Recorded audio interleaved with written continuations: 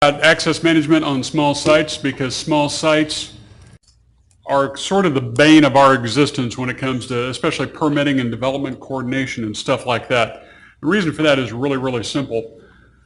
In the small sites, it's probably going to be true that dealing with and getting our normal spacing requirements and guidelines and all the normal parameters we have for saying yes, you can have a permit, or no, you cannot have a permit, kind of get tossed out the window sometimes when you're dealing with small sites. I actually have a case study to discuss with you. This is at an signal-controlled intersection, arterial to arterial, in the southwest part of Topeka. And since I didn't remember that I had actually identified the city at the outset of this, I'm going to say a couple of less than flattering things about the way this particular city conducts business. It's nothing personal. I just wholeheartedly disagree with them on a couple of things. These two arterials have 5 lanes, which means there's a 2-way left turn lane. Essentially, we're dealing with uncontrolled median on all 4 approaches to this thing, and that's what's really important about this.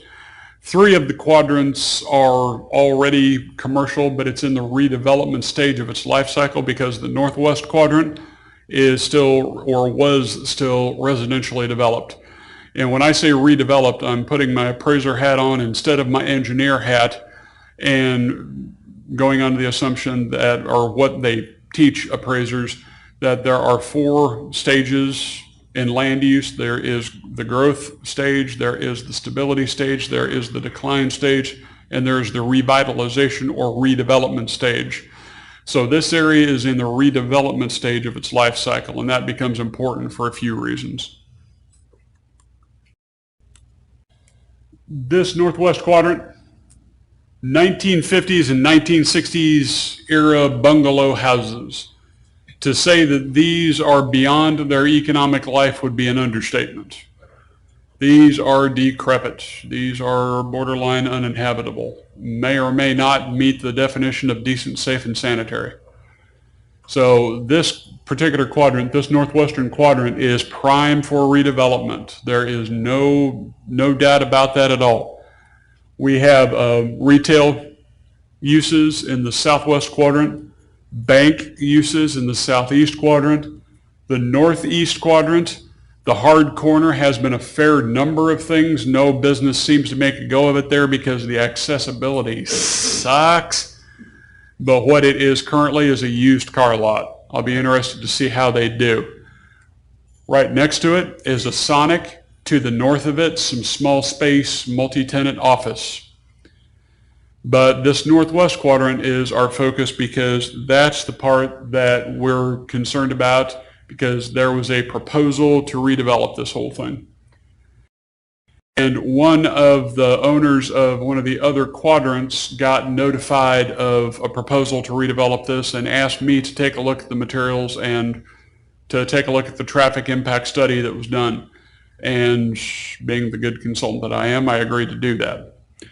And I soon wished that I had not, because the traffic impact study was challenging for a fair number of reasons. The one that really stuck in my craw, and the one that made me contemplate actions I had never contemplated before, was the fact that there was absolutely no safety analysis whatsoever in that traffic impact study. And I consider that to be a rather startling omission. I can't imagine ever putting my signature or seal on a traffic impact study that does not include a safety analysis. But this one did not. But then I made some inquiries and found out that the reason why they did not is because the city of Topeka does not classify this intersection as a high accident intersection.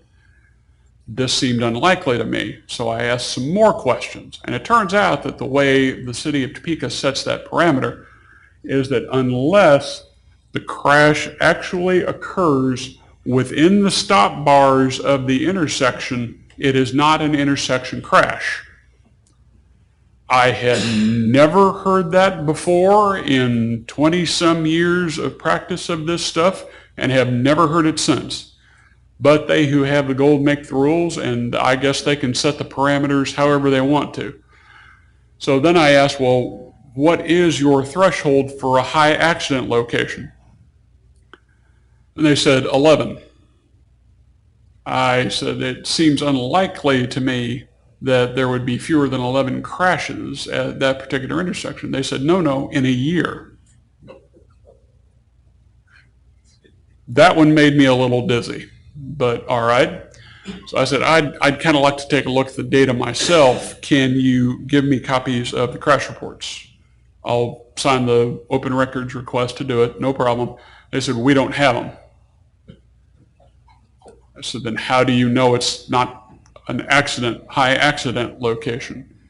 Well, the answer I got back on that was really rather unclear, but instead of wasting more time on it, I just made the request for data of the Kansas DOT, who receives copies of all crash reports and log them and transcribe them.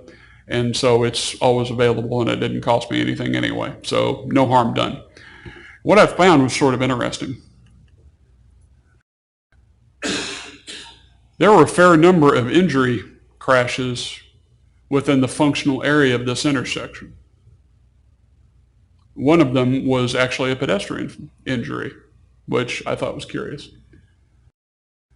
The number of angle crashes was especially concerning because they weren't just focused on the 29th and Gage intersection. Anytime I see a pattern of angle crashes at a signalized intersection, I immediately become suspicious. Something weird's going on. Either we have some turn lanes that are insufficient, we have some protected or we have some permitted rather than some protected phasing. We have some timing issues. Perhaps our amber time needs to be looked at. Perhaps our all red interval needs to be looked at. There are a number of possible concerns with that. But you'll notice that there are fewer circles on that west leg, correct? Likewise, anytime I see patterns of sideswipe collisions at a major signalized intersection, I become a little bit suspicious. And in this case, and in most cases, I suspect that that's because allowing access connections within functional areas of signalized intersections cause radical lane change maneuvers that tend to cause sideswipe collisions. Again, not nearly so many on the western leg, if you'll notice. The one that really told the tale, however, yeah, wow was my reaction too, were the rear end collisions. And rear end collisions at a signalized intersection is something I expect to see. I don't necessarily expect to see quite so many. I definitely don't expect to see them spread out so far. It tells me that I have some geometric insufficiencies. I don't have turn lanes where I need to have turn lanes. I have weird things happening. But I presented this information to the consultant that did the traffic impact study for the developer. I also made this information known to the city of Topeka. I did that at the request of my client, but I also did it because in Kansas there is a Kansas Administrative Regulation, KAR 66-6-4, which says, amongst other things, if you think that the public safety is in danger by something that is being done or is proposed to be done, then you have a positive responsibility to notify the folks that are responsible for regulating such things. And in this case, that was the city of Topeka. I'll be interested to hear if any other states have similar requirements. I said there's all sorts of concerns with safety with allowing this development at this point in time. They said, well, how many cars do you think would be added by this proposed development? And that's an interesting question because in this case, what you have to understand is that the proposed user for this quadrant was currently occupying this multi-tenant retail center down here in the southwest quadrant. So all they were really talking about doing was moving from here to here. And so the city's logic was, it's not going to add any new crashes or any new traffic. Okay. This assumes a couple of things that I'm not sure I'm real comfortable with.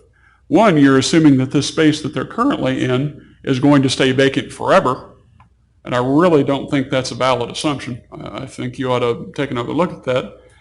And two, you are assuming that the turning patterns within the functional area of this intersection will remain the same.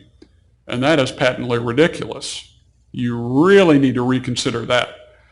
Because as we all know from being practitioners of this kind of stuff, it's the turning movements that cause us issues. And access management is important because a fair number of studies have pointed out to us that 2/3 to 3/4 of all of the intersection-driven crashes are actually attributable to the left turns.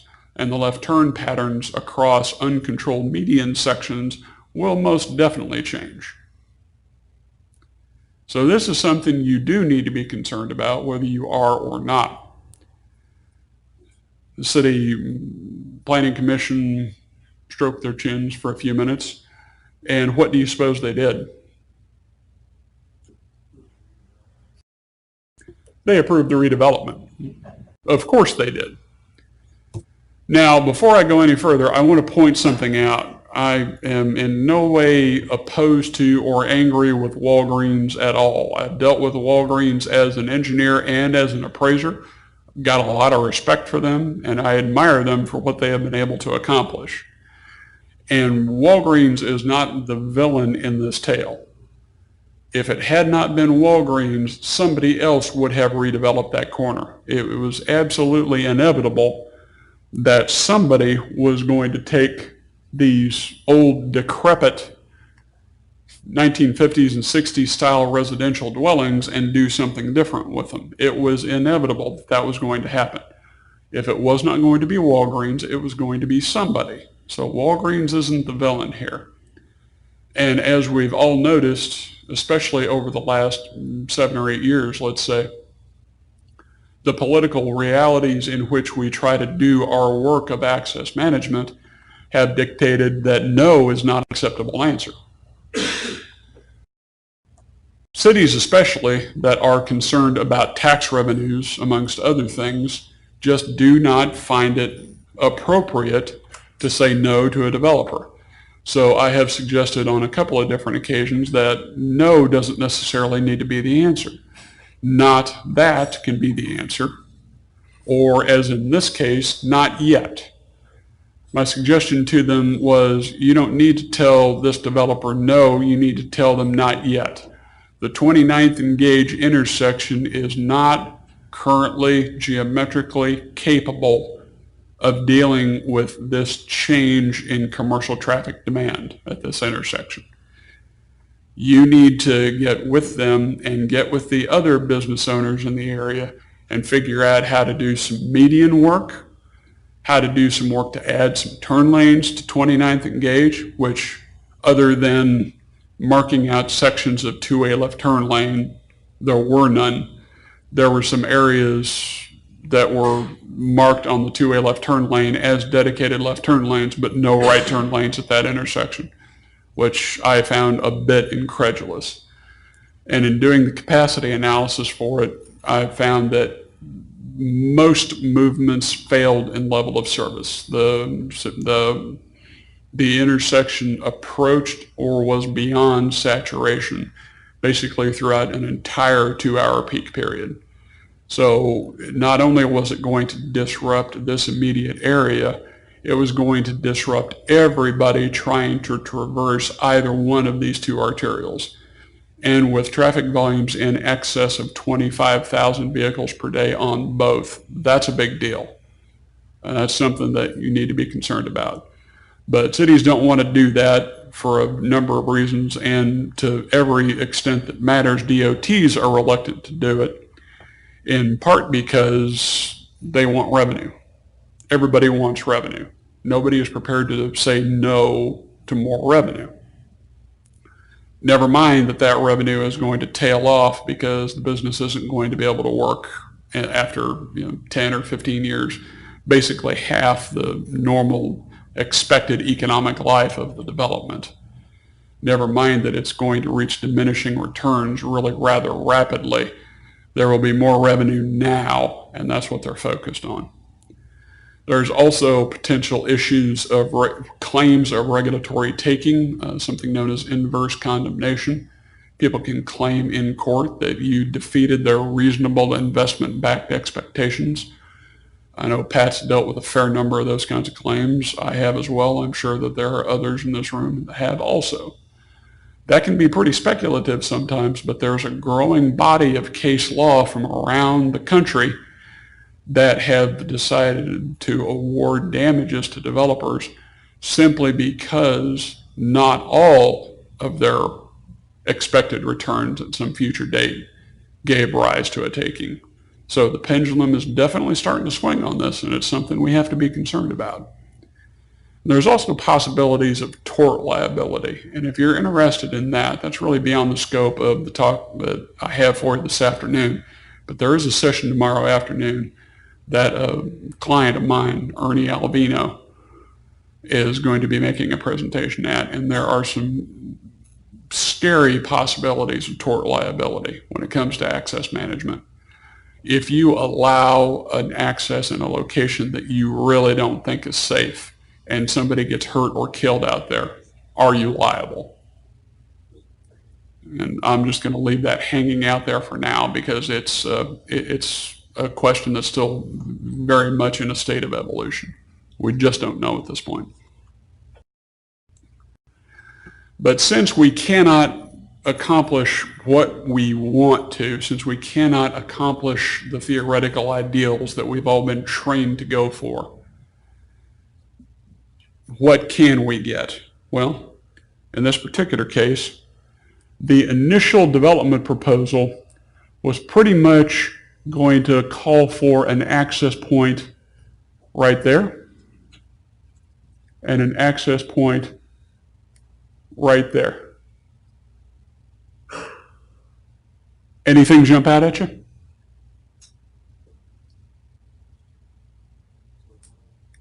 Wouldn't those locations set up overlapping left turn conflicts across an already uncontrolled median? Everybody understand what I mean by overlapping left turn conflicts? Two vehicles head to head in a two-way left turn lane trying to get around one another because they're each trying to get to an access point behind the other one. The Access Management Manual, second edition, actually has some guidance on this. And in my view, that is an unforgivable sin in access management, and I will fall on my sword over that one. That one is just ridiculous. That should never happen in my view. And in this case, what the developer ultimately agreed to do, because the city did require them to deal with that issue, was they actually bought an extra lot on either side of their development so that they could line up with a driveway across the arterials from them. Is that ideal? Certainly not. Is it better than having overlapping left turn conflicts? Oh yes. Yes, it certainly is. And the developer agreed to do some other things. What I really thought the city ought to do was require the developer to have access to this street back behind them. And of course, the residents behind them lost their minds over that one. Says, oh God, no, we can't have commercial traffic mixing with residential traffic, which I find to be a rather specious argument because residential traffic and commercial traffic mix all the time, all over the place. But nonetheless, people feel very, very strongly about it. And the city also negotiated with the developer to put in and install at the developer's expense a transit stop downstream of the signal on their property. They dedicated the property to do it. They dedicated the property for a 10-foot wide joint use sidewalk. So there were good things that came out of this. As to whether or not it was worth it, well, I asked myself that a lot.